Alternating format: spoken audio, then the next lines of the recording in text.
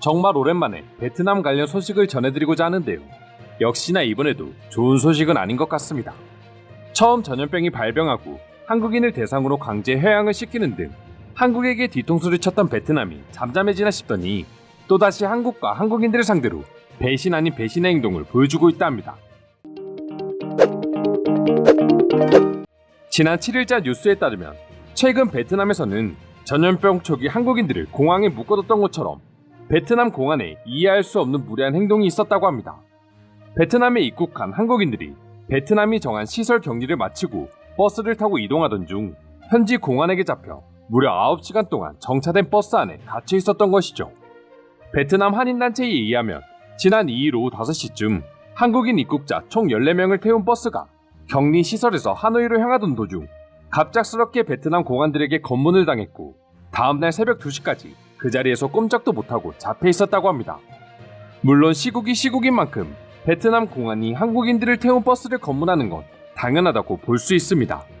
하지만 한국인들의 신분이 확인되지 않는다는 어이없는 이유로 정차된 버스에서 무려 9시간이나 잡아두었다는 것은 한인회 뿐만 아니라 모두가 분노할 수밖에 없었다고 합니다. 해당 버스에 탑승해 있던 한국인들의 경우 그 누구보다 신원이 완벽하게 보장될 수밖에 없는 존재였기 때문이죠. 탑승자들은 단순히 관광객이나 베트남에 거주하는 한인이 아니라 일명 백신 트랙을 통해 한국에 잠시 입국한 뒤 백신을 맞고 돌아간 기업인들이었다고 합니다. SK 채태원 회장이 이끌고 있는 대한상인은 베트남 정부와의 협의를 통해 백신 접종을 마친 한국 기업인들에게는 자가 격리 기간을 4주에서 2주로 단축하는 특별 입국 절차를 맺었습니다. 현재 베트남은 수많은 한국 기업인들이 백신을 맞기에는 백신과 관련 인프라가 턱없이 부족한 상태이고 이로 인해 차라리 한국에 입국해 백신을 맞고 가는 게 훨씬 더 빠르고 안전하다고 합니다.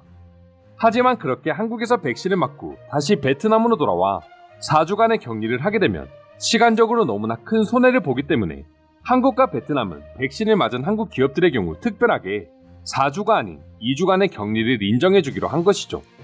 그리고 이는 단순히 베트남 정부가 한국인들에게 호의를 베푼 것이라고는 할 수 없습니다.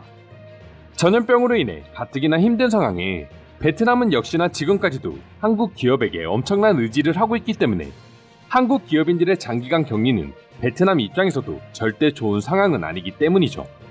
이처럼 서로 합의하에 정부 차원에서 관리받고 있는 한국인들을 태운 버스를 베트남 공안은 길바닥에서 아무런 이유 없이 9시간이나 세워둔 것입니다. 당시 상황에 따르면 베트남 공안은 그저 하노이 진입 허가증을 보여달라고 막무가내로 이동을 막았다고 하는데요. 당연히 탑승자들은 2주간의 격리 사실과 한국 기업인임을 확인시켜줬지만 이를 본체도 하지 않았다고 합니다. 심지어 베트남 한국 대사관 관계자가 공안에게 직접 전화를 걸어 버스를 보내줄 것을 요청했지만 이마저도 묵살되었다고 하는데요. 결국 주 베트남 한국 대사관 경찰 영사가 현장에 도착한 뒤에야 이동을 할 수 있었고 그 시간이 새벽 2시였다고 합니다. 9시간 동안 한국인 탑승자들은 제대로 밥도 먹지 못하고 볼일 또한 버스에서 내려 길 밖에서 보는 등의 불편을 겪을 수밖에 없었다고 전해지고 있습니다. 베트남 한인 관계자에 따르면 보통 이런 경우 공안이 돈을 요구하기 위해 하는 행동이지만 한국인들이 돈을 지불하지 않자 계속해서 버스를 잡아둔 게 아니냐는 합리적인 의심을 할 수밖에 없는 상황이라고 합니다. 결국에 베트남은 아직까지도 한국인들이 그저 돈으로만 보는 게 아니냐는 생각이 들 수밖에 없는 상황인 것이죠. 100번 양보해서 이번 사건의 경우 베트남 정부가 아니라 공안의 독단적인 행동이었다고 칠 수 있습니다. 하지만 베트남 정부 차원에서 행해지고 있는 한국에 대한 배신 역시 지금도 계속해서 이어지고 있다 합니다. 현재 베트남은 접종률이 10% 정도밖에 되지 않을 만큼 백신 관련 인프라가 좋지 않은 상황으로 전해지고 있습니다. 그러자 결국 베트남은 한국 기업들에게 다시 돈을 요구하기 시작했습니다. 베트남에서 가장 큰 역할을 하고 있는 삼성의 경우 베트남 정부의 백신 기부 요청에 무려 44억 원에 가까운 돈을 기부했던 걸로 알려지고 있습니다. 이는 베트남에 진출한 국내 기업 가운데 가장 많은 기부금이라고 합니다.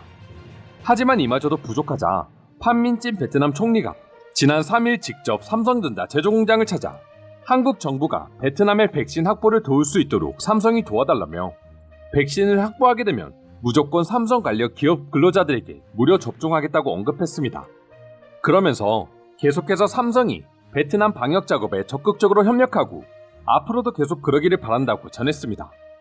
베트남 정부가 도움을 요청한 기업은 삼성뿐만이 아닙니다. LG 역시 베트남의 요청에 하이퐁시에만 무려 16억 원의 백신 기금을 내놓기도 했습니다. 하지만 거액의 기부금을 받고도 베트남 정부의 약속과는 달리 백신을 구하지 못해 한참을 기다리는 상황이 발생하기도 했습니다. 과연 이 많은 돈들이 제대로 된 백신 구매에 쓰이고 있는지를 의심할 수밖에 없는 베트남 정부의 행동이었죠.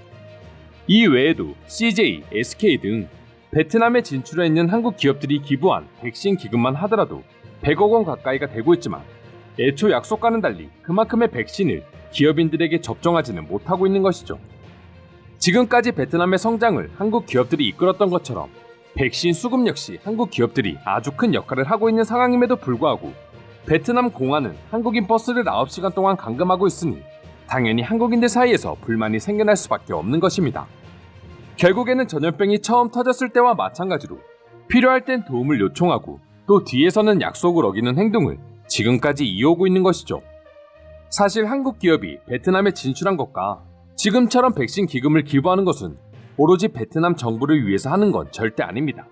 한국 기업의 베트남 진출은 그만큼 기업의 이익적인 부분에서 이득이 있기 때문인 것이고 백신 기금 역시 베트남 정부가 관련 기업인들에게 우선 접종하겠다는 약속을 했기 때문에 기부한 거라고 할 수 있습니다.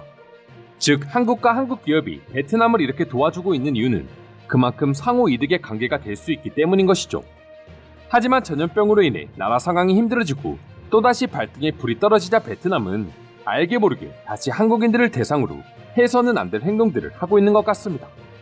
정말 나쁘게 말하면 결국 돈 나올 구멍은 한국뿐이라는 생각을 가지고 있는 게 아니냐는 기분이 들 정도로 말이죠. 이런 와중에 총리가 직접 다시 삼성을 찾아가 백신 기금을 달라고 부탁하는 베트남을 보고 있으면 누가 봐도 이런 생각을 가질 수밖에 없을 거라고 보여집니다. 물론 아직까지도 한국에게 베트남은 기회의 땅이 될 수 있고 기업의 이익 측면에서 분명 장점이 많은 나라 중 하나이기도 합니다. 하지만 인도네시아나 태국 등 한국에게 호의적인 동남아 국가들이 적극적인 대시를 하고 있고 베트남 역시 과거처럼 인건비가 완전히 낮다고는 할 수 없기 때문에 굳이 매번 불합리한 대우를 당하며 베트남에 남아있을 필요가 있냐는 이야기가 안팎에서 나오고 있습니다. 실제로 베트남을 떠나는 기업들이 나오고 있는 것도 이러한 이유 때문이기도 하죠. 그리고 베트남의 뇌물 문화는 이미 한국 기업뿐만 아니라 전 세계 글로벌 기업들 사이에서도 악명이 높을 정도이고 이 때문에 베트남을 떠나는 세계적인 기업들도 많아지고 있다 합니다. 이번 한인버스 사건도 그렇고 결국 베트남은 눈앞의 돈만 생각하다가 수많은 것들을 잃고 있지만 아직도 여전히 그런 행동을 반복하고 있는 것이죠. 이러다가 다음에는 또 어떤 부탁을 들어달라고 할지 무섭기까지 합니다. 오늘의 영상은 이쯤에서 마치도록 하겠으며 여러분들의 구독과 좋아요는 영상 제작에 큰 힘이 됩니다. 오늘도 끝까지 영상 시청해주셔서 감사드리며 이상 종크TV였습니다.